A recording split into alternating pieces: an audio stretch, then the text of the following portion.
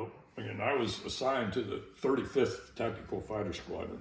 I was actually in the 80th, and we were all stationed at Kunsan, Korea. But on actually the early morning of April 1st, 1972, we got a call. Everybody in the BOQ got awakened, told to report to the squadron immediately, which we all did. Turned out the 35th Squadron was being deployed down to Southeast Asia. They were originally going to Yuban, Thailand. But they were short of some pilots because they had guys, on leave and stuff like that.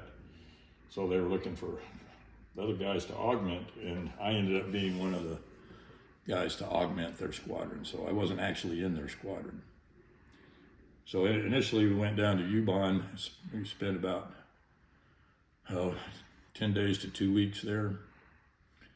In fact, I flew with Tim Ayers. I don't know if you knew him. He was ended up being a Southwest pilot. I recognize the name. He got shot. He was a POW for about a year and a half. Yeah, I do know him. His call sign was Pubic.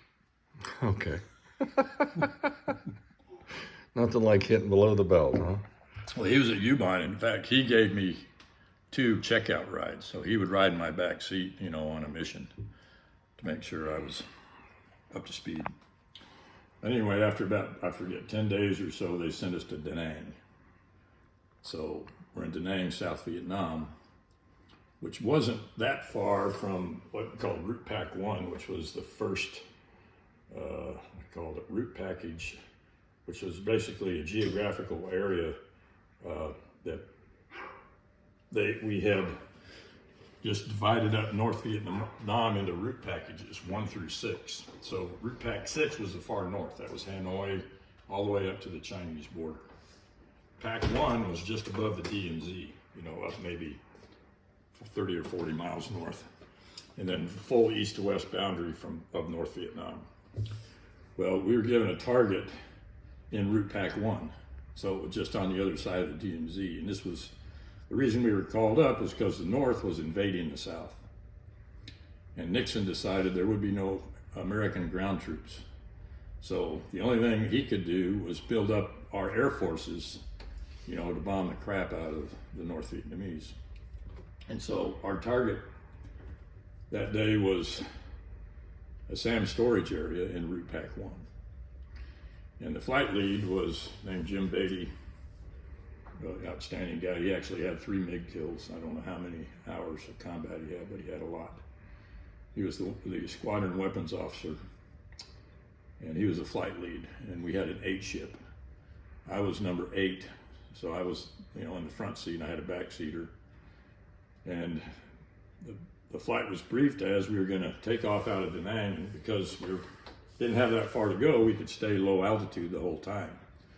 So we'd take off, we were going to stay down, no higher than 500 feet AGL, and mostly a lot lower than that. And we would go in elements of 2, so we'd have the 2-ship Beatty and his wingman in the front, and then followed by 2-ship, not directly in trail, but offset trail. And so the element I was in, I was the last guy, so my element lead was number 7. And so we were probably a mile to a mile and a half behind the element in front of us. So we had, a mile to a mile and a half spacing between each element. So we stayed low altitude, went out initially to the west, then turned north, crossed over the DMZ, then came back to the east. And this wasn't real early morning. It was, the sun wasn't really a factor. It was probably, 9 or 10 in the morning. I forget the exact time. But anyway, we're coming in from the west, and we were going to pop up north of the target. So the element lead was first. He was the first guy up. And then we're going to roll in, going up to about 15,000 feet, apex altitude, roll in for a 45-degree dive bomb pass carrying CBU-52, which is a cluster bomb unit. And it deploys on a radar fuse. So when it sees the altitude in the fuse that it's looking for, like 1,000 AGL, then the clamshell opens up and all the bomblets come out.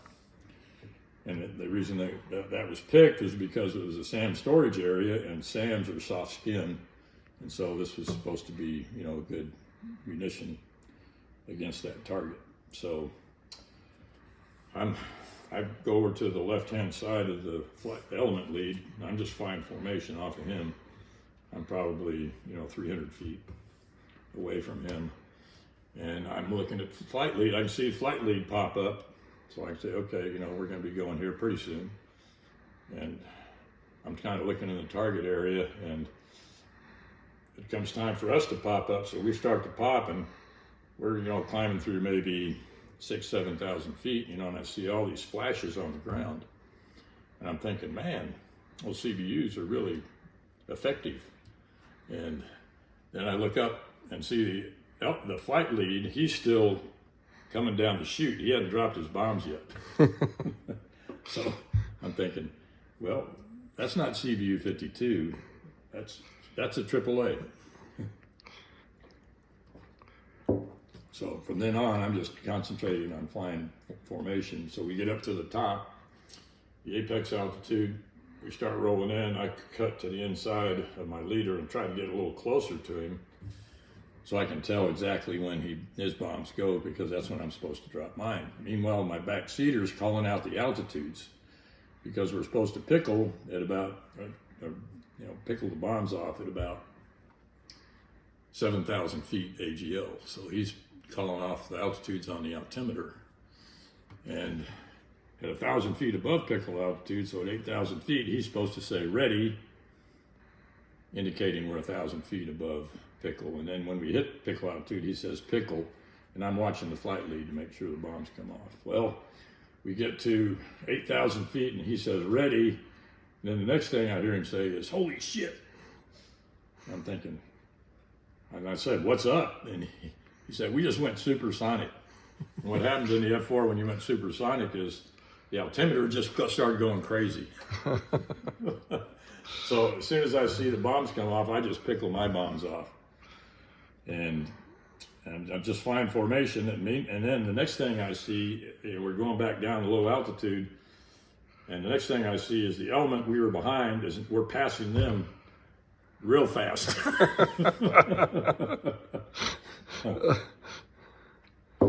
And heading back out to the west. And then after that, I mean, it was just nothing going back. But so what did the bomb damage assessment say of the target? I have no idea. Uh-huh. I don't know. But our bombs had to have gone long, because, you know, I think we were probably supposed to be at about 450 knots calibrated airspeed, and we were well beyond that. Mm-hmm. So that meant the bombs were going to go long. So all I know is they hit North Vietnam. And you know, I never thought about anything until, like, when I get back to Holloman, you know, the next year, and they come in and they say, hey, you got a medal. I said, a what? I said, yeah, you got a medal. You got a Distinguished Flying Cross. I said, oh, for what?